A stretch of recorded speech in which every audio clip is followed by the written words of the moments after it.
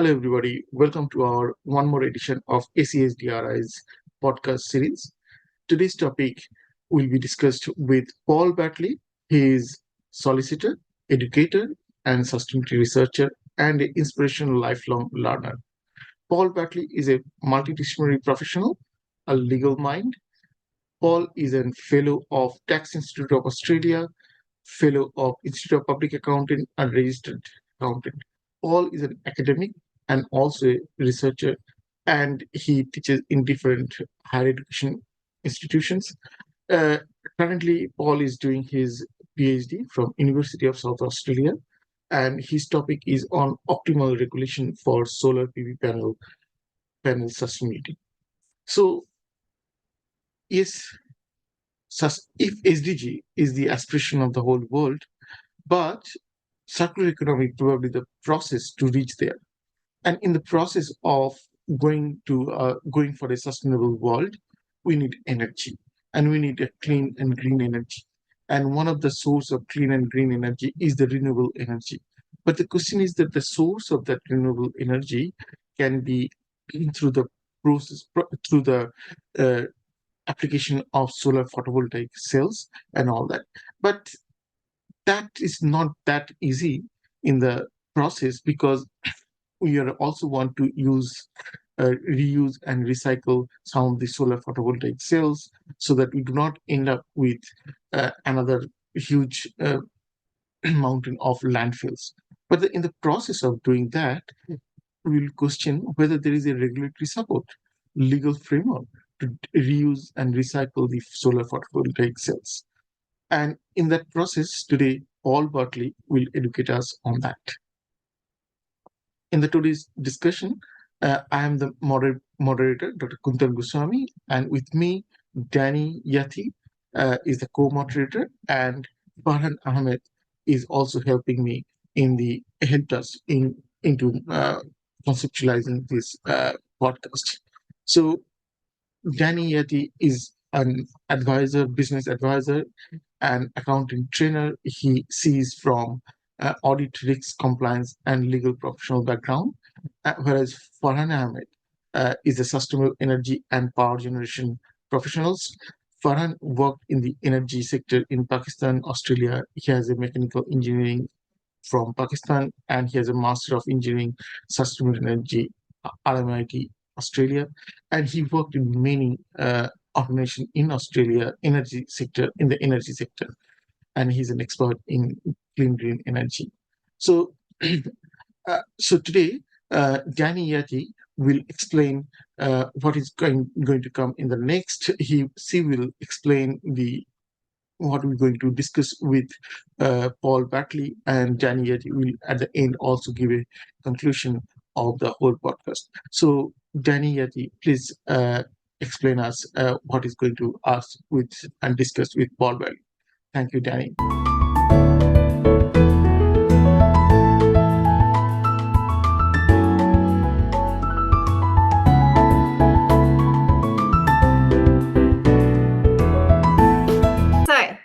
Thank you, Dr. Kuntal, for the introductions.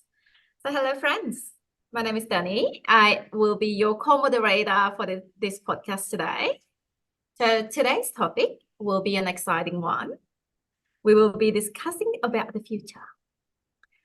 It's not about the future like the sci-fi movie. Sorry to disappoint you, but the future of the prospect in recycling and reusing solar PV panels from a legal and regulatory perspective. So we have a special guest today. We have Mr. Paul Bartley. Paul is completing his PhD at University of South Australia currently. And we have the privilege to pick his brain about many things and find out about his motivation for pursuing his PhD. So Paul will educate us on the current legal framework for reusing and recycling solar PV, product stewardship programs in the context of solar PV, the issues regarding recycling and reuse when solar PV will be decommissioned, estimated volume of decommissioned solar PV, evolving solar technology, legislative barrier to reuse, also the future initiative and the trend relating to solar PV, reuse, recycling in Australia and in the rest of the world. And lastly, we will learn from Paul Bartley, his key finding and learning of his PhD research. So without further ado, let's learn from Paul. So tell us something about your PhD to start with. So explain what is your motivation and what is the PhD is all about. Well, I've always been very interested in sustainability and I've always been interested in recycling. So I actually I've looked at especially areas in Scandinavia where they've been very active in waste generally. And of course, there's the odd TV program that talks about waste. This opportunity came up to look at the optimal regulation for solar PV panel sustainability. And the more I dug into it, I mean, everybody wants to save some money. Everybody wants to put solar panels on their house because they're rising electricity costs. Many of the people that I've talked to up until date go, yeah, look, my main concern, yes, I'm a bit green, but I really like the feed-in tariff and I'd like to not pay a huge electricity bill. So that drives the thinking in terms of, why are people putting the panels, and did they consider what's going to happen to those panels when they're no longer useful? And we'll come to that a bit further in terms of how long does a panel last? How long did you expect it to last? And did it last that long? What's happening so what I'm uncovering is that there's studies done around the world show that my panels were meant to last 25 to 30 years. But hold on a minute, there's a new panel on the marketplace that's 3 times more efficient. Why don't I just switch over? So IRENA, one of the bodies that have done some studies on the kind of turnaround, and to be honest, my current research shows the same thing, that panels that were meant to last 25 or 30 years are actually being replaced in 10 years. So we have a mountain of waste coming towards us. There are a number of issues, and this is where legislation is so important, is that Australian standards change. So I've got 10 panels on my roof. One of them fails. Can I replace it? Sorry, your old panels no longer comply with Australian standards and nobody manufactures that panel anymore. So your system is now totally irrelevant. So how can governments ensure? So we've got 2 areas. We've got an issue where governments are not helping sustainability because they're saying, and all right, let's say, Kuntal, you've got a little farming property and you want to put a pump. Can I take a solar panel that's no longer compliant with Australian standards and put it on that pump? And where I'm having a big difficulty at the moment is talking to insurance companies. They do not want to talk to me. They do not want to talk about what happens if that causes a problem because it's a no longer compliant product. I mean, I know what I've actually studied insurance, so I actually have a degree in insurance, surprisingly enough, the equivalent of a Bachelor of Business in insurance. And I know what the insurance, I theoretically know, without getting it from the horse's mouth, what the insurance company's viewpoint is. Well, it's no longer a compliant product, so bad luck. If the place burns down, you're not going to get any cover. So there's a whole stack of issues that the government need to consider. We've also tried some recycling centres in Australia, and there's only one from my understanding and study, is that he's actually surviving, and that's a not-for-profit in New South Wales.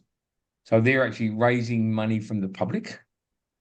There's been some very good studies done by UTS, University of Technology in Sydney, who state effectively that the copper and glass inside the product will in the future be mineable, because the value of copper will be so great.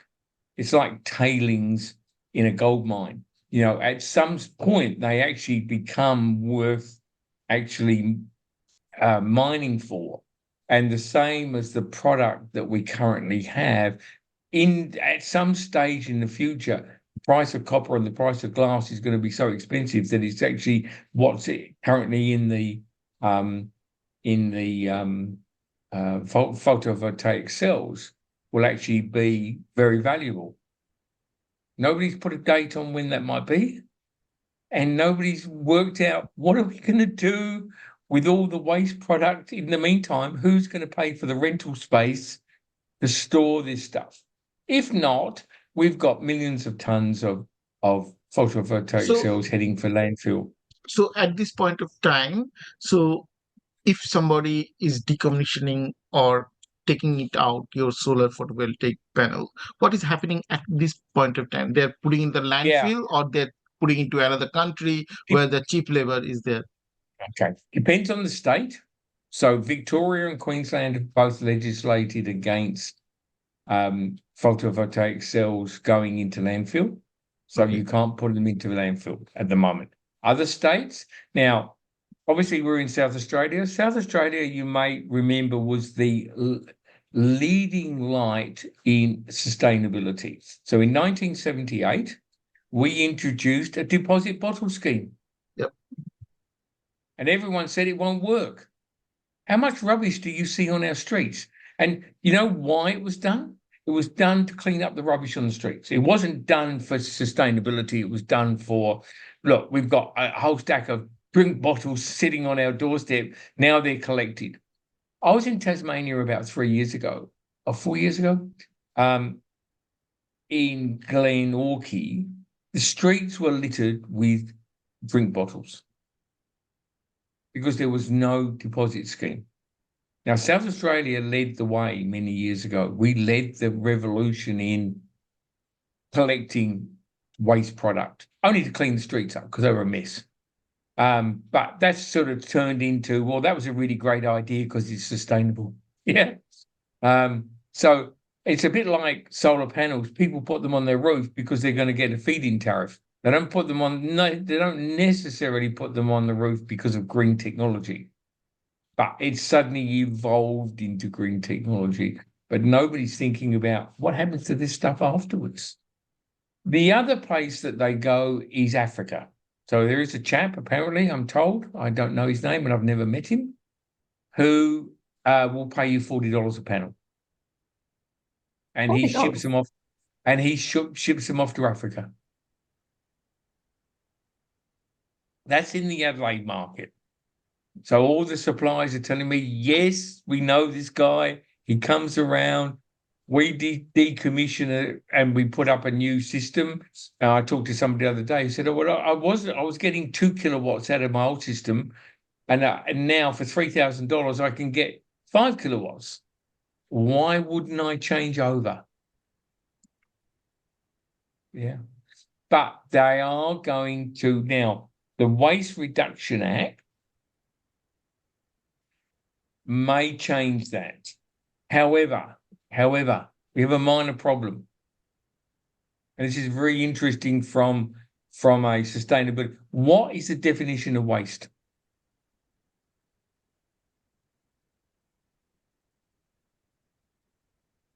So in this case, find me a definition of waste in any state or federal. so now we're diving into the interpretation here of waste. Yeah, absolutely. Absolutely. This sort of starts to branch out because is that panel waste? Okay, so it is according to what I have here, waste is a materials or a substances with no use or value. But Okay. now that you mentioned that the But copper, whose definition is that? Now, it is from the Cambridge user point of Dictionary. view. Now, this Hey, waste, no. Whose definition is that? Is that the Cambridge. EU's definition? Or is that the American definition? Or is that New South Wales definition? Or is that Western Australia's definition? Or is that Victoria's definition? Whose definition is that? Okay, what I have here is actually the UK's. It's according to the Cambridge Yeah, Dictionary. Yeah. exactly. Go and look at the definition of waste in New South Wales. Oh, according to the City of Sydney, waste is a valuable resource that is linked to energy, water, and our natural resources. That is a new thing that I learned today. and also Right, it so can be this waste, my waste, but it is not your waste, because I cannot make a useful no. We're looking benefit at out of it. legal definitions. Kunta, we're looking at legal definitions. What does the state say about the definition? So you've given me the UK definition. Now we look at the New South Wales definition. Go and look at the Victorian definition. Go and look at the Australian government. They're all different. Nobody's come up with. And so you remember Donahue and Stevenson? Yes. Yes? We will not Okay. forget that So case. no, nobody will forget it. So at what point should the manufacturer be responsible for the product?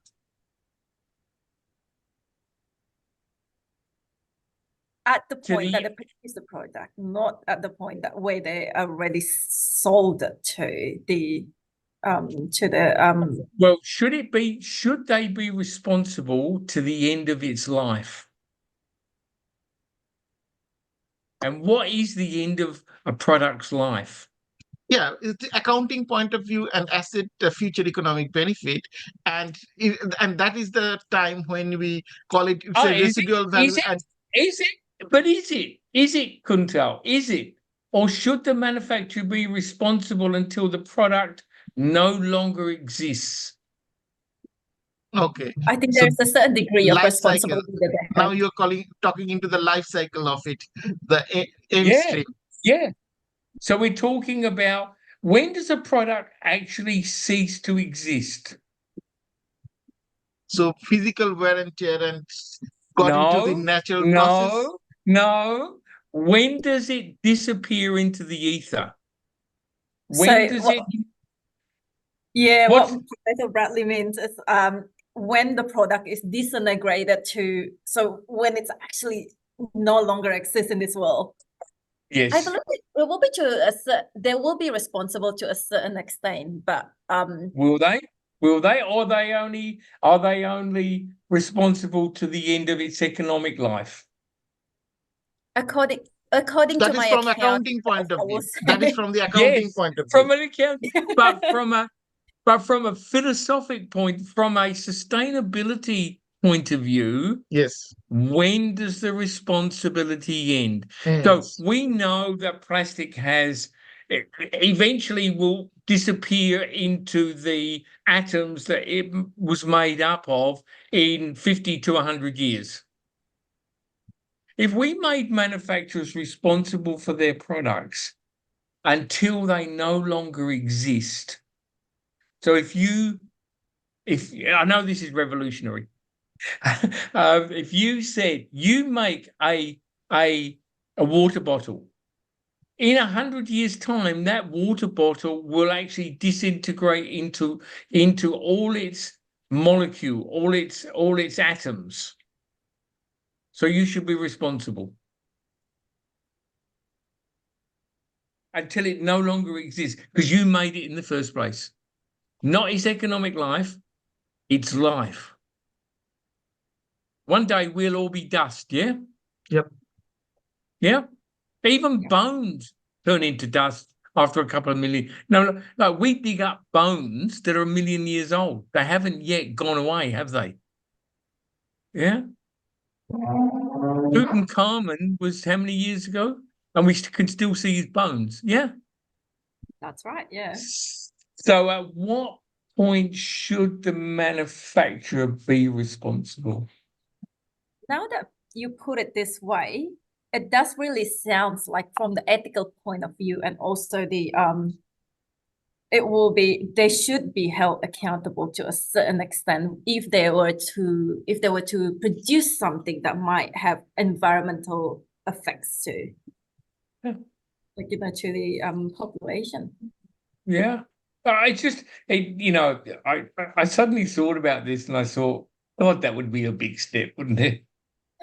Yeah, it is a big step. Now, actually, I'll ask you another question. Now that you mentioned some the legal point of view, and you're taking me out of my accounting self because I'm so used to being an accountant right now.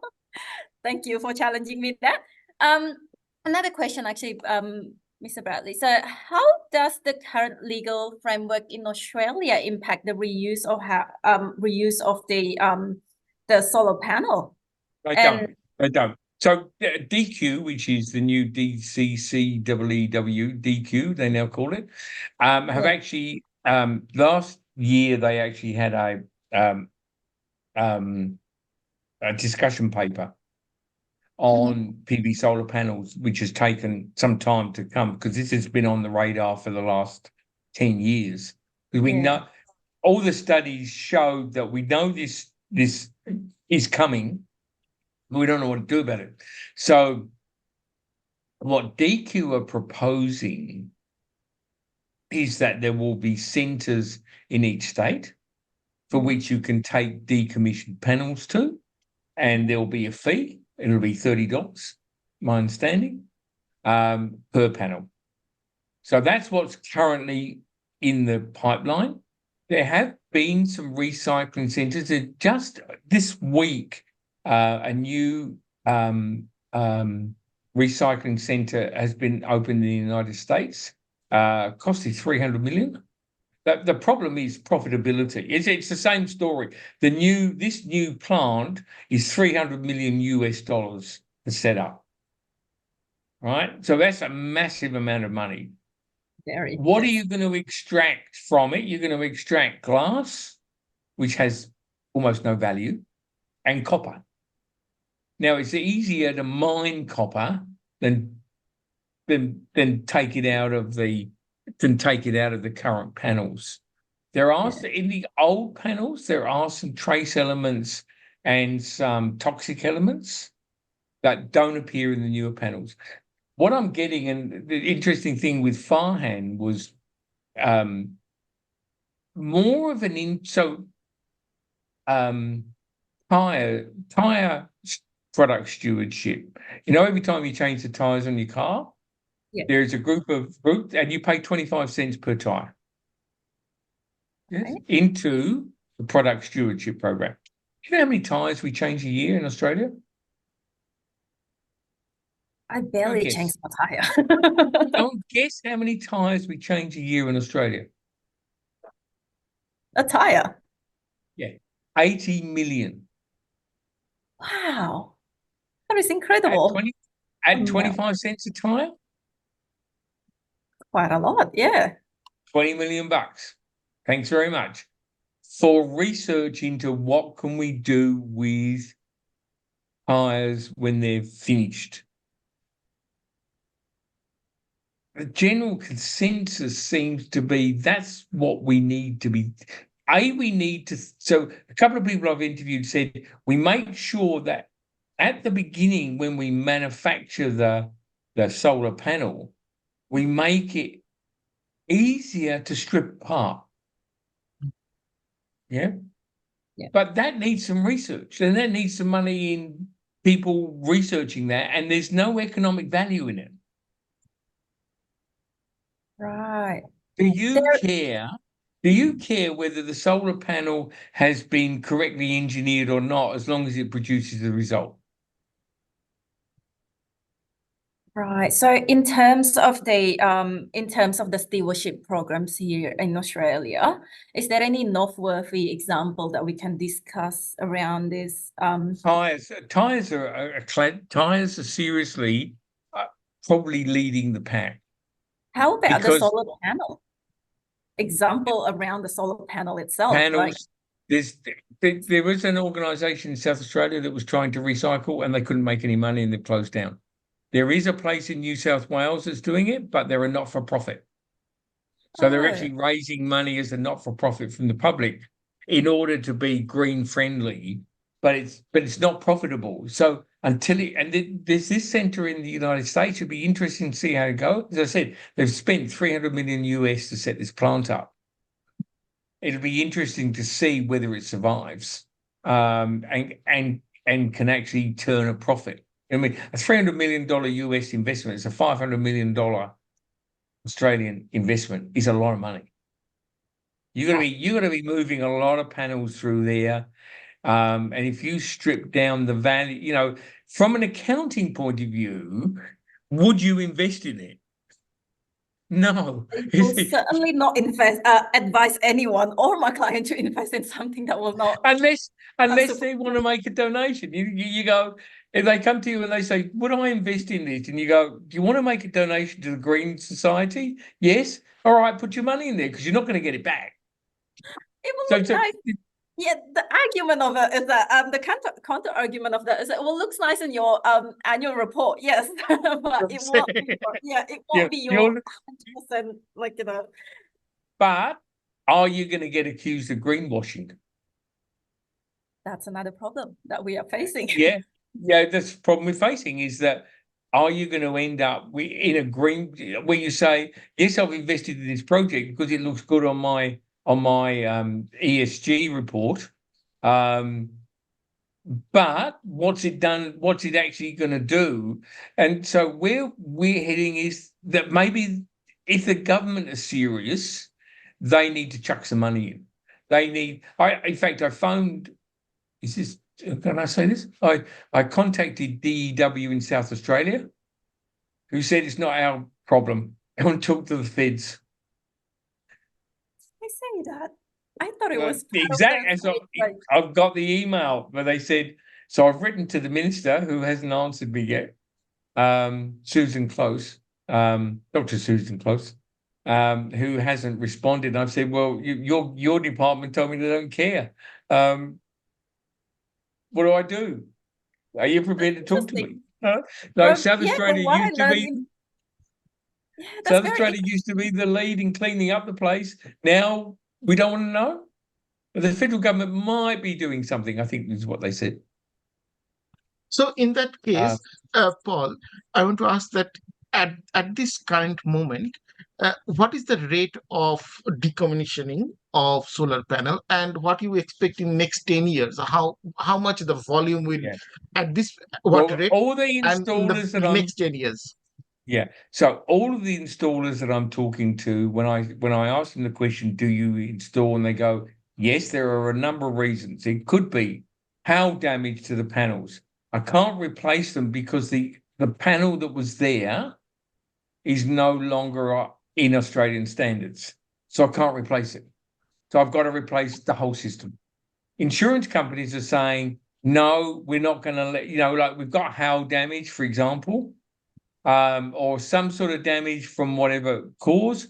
No, we're not going. So the insurance companies won't pay for the replacement because the old panels don't comply with Australian standards. I can't replace them. And I've got to replace the whole system. Or it's people that go, look, I've got this system, it's producing 2 kilowatts, and the new system can produce 8 kilowatts. It's going to cost me $3,000 to change over, so why don't I change over? Or a panel fails. So panel fails, I can't replace it because the system is out of warranty. So the estimates were all done in the United States, where what they're finding is that they were anticipating these systems to last 25 to 30 years. And so everyone went, oh, yeah, We'll worry about it in 20 years' time. But they're being replaced in 10 years. We're talking somewhere around 80 million tonnes of waste. And they're not designed to dismantle and take it up also. So the issue is also that Well, you they're can. not. They are designed that way. They are designed that I can take one panel out and put it back again. Yeah. But the system's now out of Australian standards. Okay. So nobody makes that panel, and the new panel won't fit the old system. Okay, that is one part. So that is one part. But suppose I'm taking up the whole system and all that, still a physical product is taking out from the system. So that physical product, is it possible to disintegrate, to take it out into part by parts, the silicon over there, the copper over there? Is it possible? It is possible, but it's exceedingly expensive. And the value you get for the product is not worth stripping it apart. But that can be an issue in Australia where the labor cost is high. All But around the world. If we export to cheaper countries where the labor cost is less, India, Bangladesh, Philippines, and all that, because seaport get dismantled in that way in India, Bangladesh, and all that. So why we can't do that? That is it. Well, they're not dismantling there; they're sending them there where the standards aren't as high, and they're actually reusing. Because what happens is one panel, you got 10 panels, one panel fails. I can't replace the panel. Okay. The other 8 panels are actually then being working. sent overseas. Okay. Yeah. Yeah. So that's what's actually happening at this particular point in time. So in other countries, even if it is in a working condition, they're using in their country because their regulation is not that stringent or something like that. So they're using it. So the life cycle is extending of those products. So it is adding to the circular economy concept. However, we do have some legislation that's really going to hit next year, and that's the Waste Export Act. Okay, what is that? Which means that we can't export waste. We can't get rid of our problem to another country. Oh, so it is prohibiting that. So you're prohibiting the export. Yes. Why they're prohibiting, and if they're prohibiting, then what they will do with the because what we're saying is, all right, we've got a problem with it. We don't want it in our waste dump, so we'll just dump it in somebody else's waste dump, and we're not. And so then it comes back to what is waste. Okay. Yeah. So Federal Government Act defines. Well, it doesn't define waste. That's the problem. So they're saying we won't be able to export these products because they're waste, because they're no longer usable in Australia. But is that the correct definition of what waste is? Until we come up with a definition of waste, a legal definition of what waste is, how do we work with all of these products in particular? The other area is that we're looking at is so we have a problem with monopolies. Yeah. So the Competition and Consumer and Competition Act prohibits monopolies. Yeah. So antitrust laws like they've had in the United States for a long time. The antitrust stuff that was done with ESO back in the early 20th century, breaking up all the trusts. Should we give people, and the ACCC legislation allows for monopolies if it's for social benefit. So are these recycling centres going to need monopolistic powers in order to be efficient?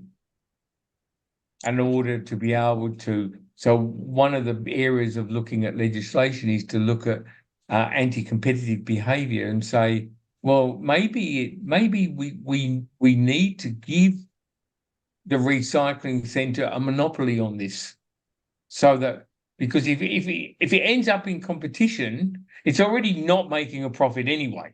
Okay. Yeah. Yeah, and if it end up in competition and there are two people looking for it, then it's going to be a race to the bottom, and they're going to stop. So, do we need to give monopoly powers?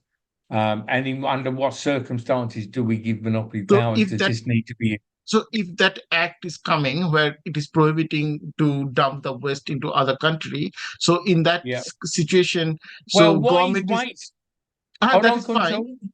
That is, I understand, but still, if they prohibit to export these Yeah. things to the other countries, so there will be a center in Australia will be economically viable, even in a monopoly structure, to do something with that. Will it though?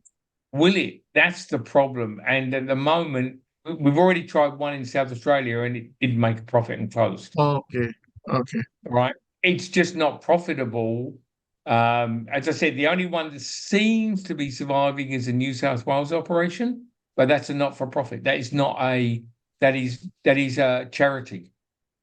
Oh, So if you we're treating waste as a charity, right. I think and for we're if looking at people's social responsibility.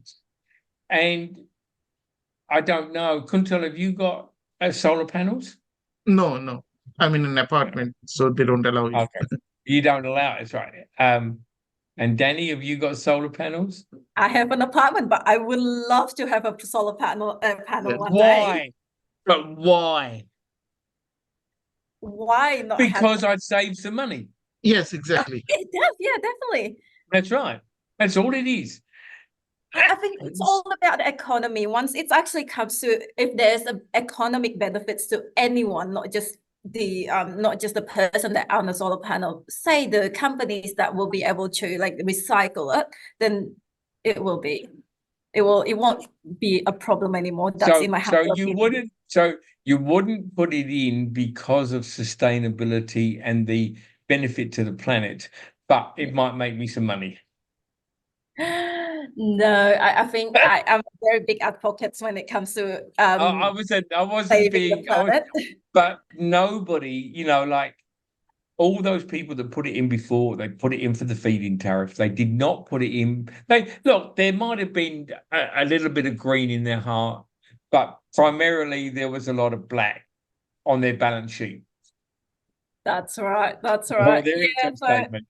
If you were to put your accountant hat on right now, I understand that you used to be an accountant yourself. So Yeah. if you were to put your accountant hat, will you think it will be a great idea to allow a monopolistic Unfortunately, I think you might have to. Yeah. Look, to be honest, I'm an accountant, right? So I looked at solar and I realized I wasn't home during the daytime, I was only home at night. When the batteries came in and there was a discount for the batteries, I went, yeah, no, I'll put solar on with my battery. Thanks very much. And nighttime, we use the battery. We don't use, and daytime, so I say to my wife, you can put the dishwasher on. Oh, the sun's up. Right. You can put the dishwasher on or the washing machine. Sun goes down, you're not putting anything. Right. Yeah. So I'm still an accountant, but I get the fact that we need to move to a more sustainable, and it's good for people anyway. That's but right. Nobody's thought about, and this is what Irena said. They said nobody's thought about, and I talk to installers, and they go, we don't discuss end of life with the client. This product's going to last for 25 years. Oh yeah, so why are you changing so many old systems? Oh, well, the old ones weren't as efficient and the new ones are cheaper. That's right. Yeah. So in terms of that, do you apart from the regulation that the Victoria already have for the management of the waste for the solar All panel. they've done is said you're not going to put it in. All they've said is you're not going to put it into waste. Yeah. So is there any anticipation of shift of regulation to foster the responsible disposal? And are there any encouragement to you to do so? No. That's very disheartening to hear. Well, DQ have put out this consultation paper where they're advocating so Product stewardship. Are you familiar? You're familiar with the Centre for Product Stewardship? No. You should have a look. There's a centre. So one of my PhD supervisors is the secretary for the Centre for Product Stewardship, and they've got a couple of conferences, and they're really quite good because there's product stewardship on a number. So mattresses, tires, batteries, they all go through there, and they're all voluntary, primarily voluntary schemes where it's not compulsory. This is a voluntary program. So most of it's run under voluntary programs. And some of them are really taking traction, like batteries. You'll see battery collection centres in most supermarkets these days. Dump your batteries in here, and then they go off to a battery recycling centre. And so once you start that, it gets some traction. And once it gets traction, then it becomes profitable to do it. DQ are proposing a voluntary scheme. They're proposing a scheme where they will pay $30 for every panel that you bring in. Yeah. And whether the person that deinstalls and reinstalls passes that on to the customer or not, it's another story. But they've sort of left that in the marketplace saying, we'll have all these centres and we'll pay you $30 per panel. And then we'll strip the panel out in those centres. Those centres will then have a license to strip out the materials, which they can on sell to somebody else. So that's what the current proposal is. It's not been enacted yet. Not that it will be mandated. At what But stage what is the proposal at the moment? Is it? They had a community consultation last October. Right. So it's not even up to the say the second We reading haven't- or whatever. No, it's not even a bill yet. No, well, it won't be a bill. It'll be a voluntary scheme that the industry will need to take control of this. So there are a couple of centres. So there's a woman in New South Wales called Megan Jones that's running the PV recycling. So you want to connect on LinkedIn with her because she's running some really interesting. Nick Florin at UTS. So there are a couple of seminars coming up, a couple of conferences coming up. I don't know where my list is, over the next 3 months, that are going to centre around, that's finally have got around to this whole concept of what are we going to do with this stuff. There's also a very good researcher at UTS called Rong Deng. She was in the top 30 under 30s in Australia. Rong Deng. And she's doing a lot of work, but a lot of those are working they're not working from the legal accounting side. They're working from what do we need to do? Where are we going to get the money from to develop the research so that we can make these products sustainable before we manufacture them? How can we make it easier to strip out the materials rather than the complexity at the moment of stripping the product? To strip the product costs us $1,000 and we're going to get $500 for it. Well, how about we make the product so to strip it costs us $400 and we can sell it for $500? So just asking, so is there any way people are thinking at levels that the reuse and recycle, the barriers and all that, integrating with a generic or nationwide circular economy policy? Is there any circular economy policy and how they're integrating it? Yeah, they're all in the universities at the moment. So UTS are quite a way ahead. QUT and PV Recycle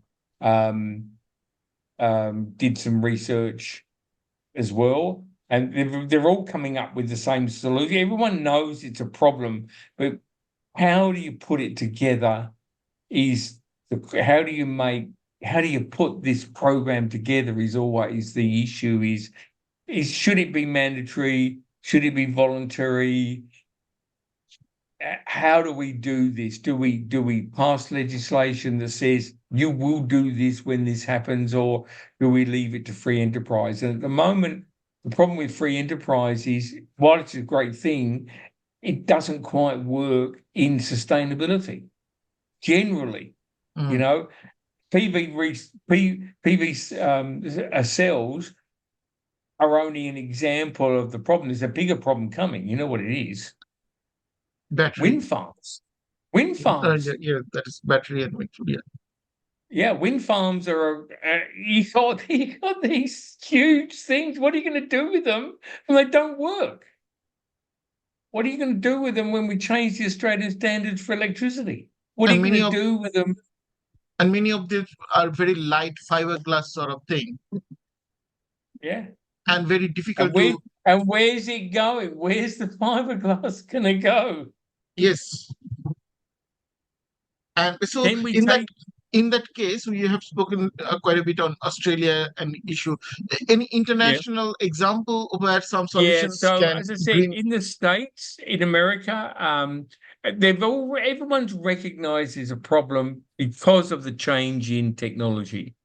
So everyone's recognized it. In America, they've just, as I said, they've just built a plant. I think it's in Arizona, $300 million to take solar panels and strip the parts out and redo them. Whether that's going to make any profit or not, no, you can't see a model. There's no look, invest in this because you're going to get this sort of return. There's none of that. So at present, which Europe's country? The same. Europe's the same. Yep. So European Union have got same issues. What do we do with this? There's no dedicated plant.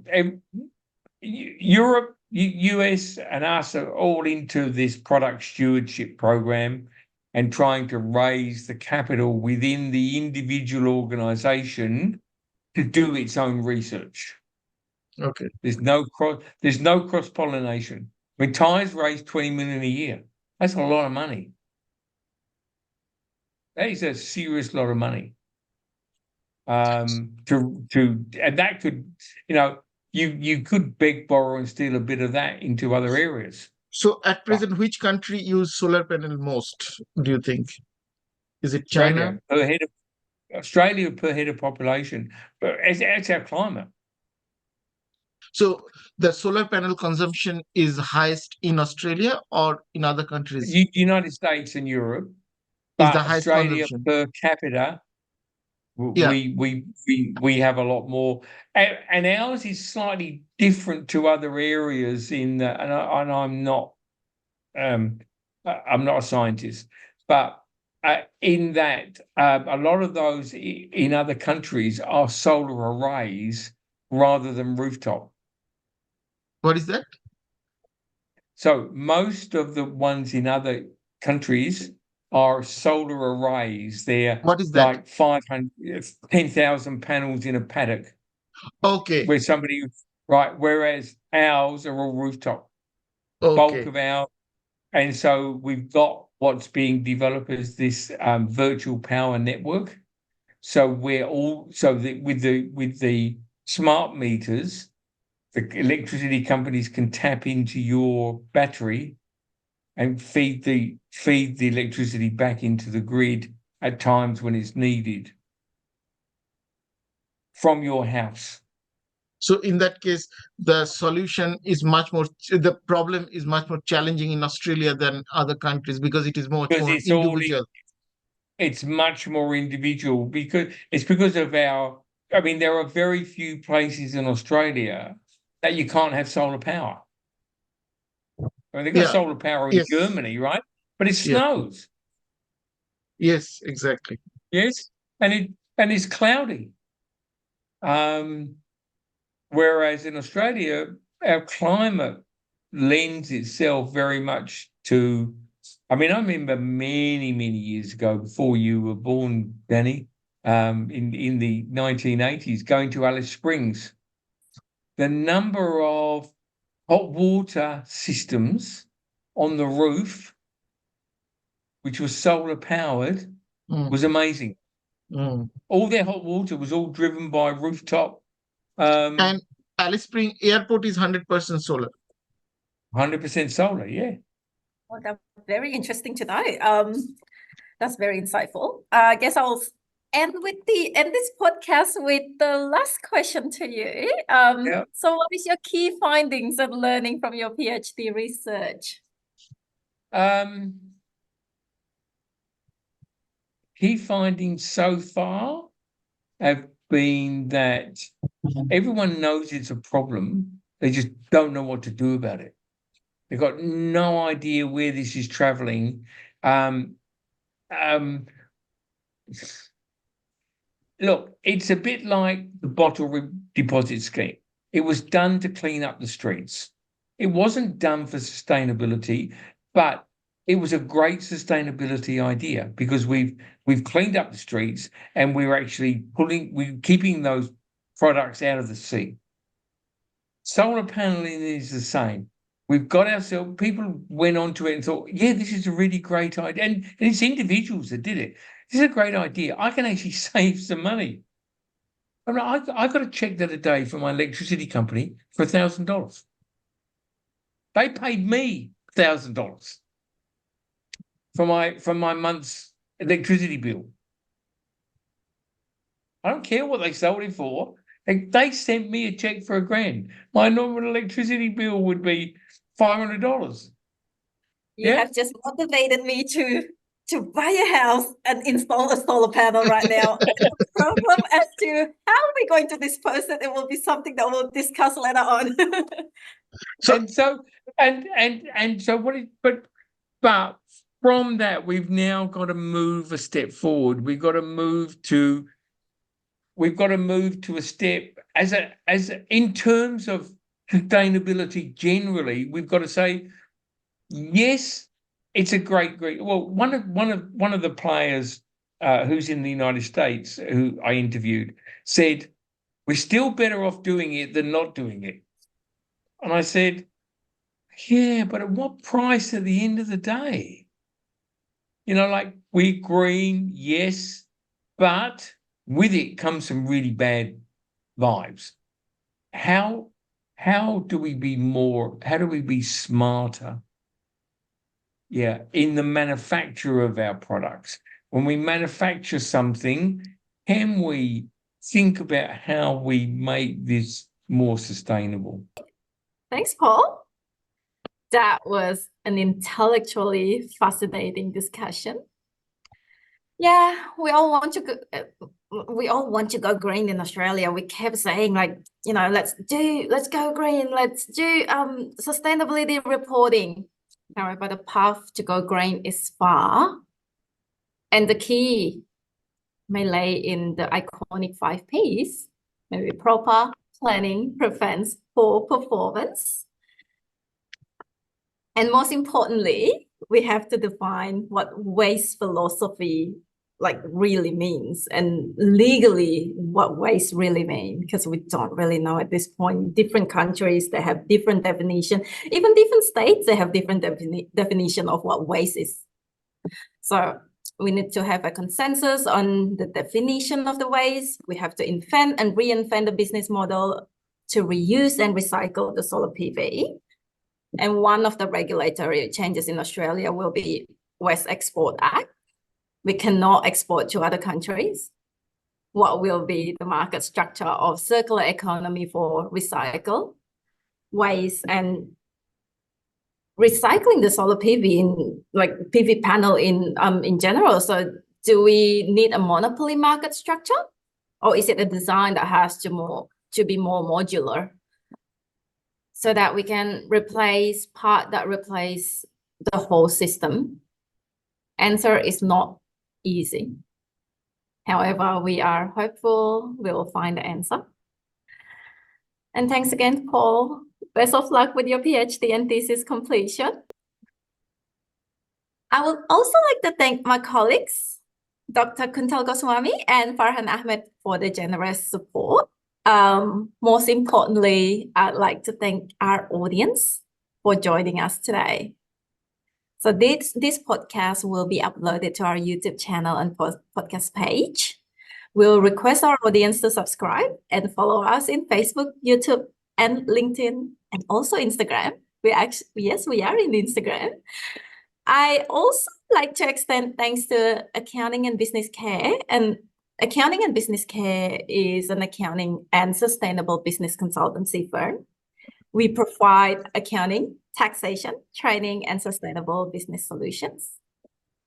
And Pro in Environment Tech, environmental consultancy, waste to energy, biogas design, and for circular economy solution. We also would like to thank Educate Global Just Study in Australia and New Zealand. ZM Energy is for solar PV solution and electric batteries. And finally, I am Daniati, extending my sincere thanks and best wishes to you all. See you all in the next podcast.